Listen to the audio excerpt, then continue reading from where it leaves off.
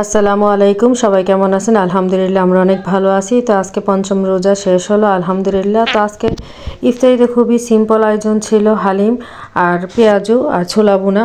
তো হালিমটা আমাদের বাসায় সবারই খুবই পছন্দের, সেজন্য আজকে 2 প্যাকেট হালিম রান্না করব। তো এখানে প্রথমে পেঁয়াজটা কষানোর পর মশলা দিয়ে মাংসটা কষানোর জন্য বসিয়ে দিছি। আর এখানে 2 প্যাকেট হালিম গরম পানি দিয়ে ভিজিয়ে রাখছি কমপক্ষে আধা ঘন্টা। আর এখানে রাতের সেহরির জন্য মিষ্টি কুমড়া দিয়ে মাছ দিয়ে ঝোল রান্না করা হয়েছে।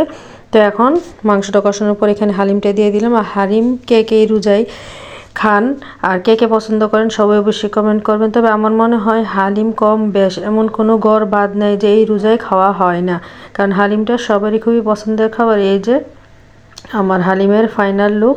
আর এখানে পেঁয়াজগুলো ভেজে নিলাম, পাশাপাশি ছোলাও ভেজে নিলাম। তো আছে খুবই সিম্পল ইফতারের আয়োজন, কারণ বাচ্চারা প্রতিদিন একই ইফতারি খেতে চায় না, কিন্তু আমাদের কাছে তো ভালো লাগে। আর আমাদের কাছে ভালো লাগলে কি হবে, বাচ্চাদের ভালো লাগাটাও আসলে খেয়াল রাখতে হবে। তো এখানে আমি এক এক করে সব কিছু বেড়ে রেডি করে নিয়েছি। তো হালিমগুলো এই যে পরিবেশন করতেছি এইভাবে।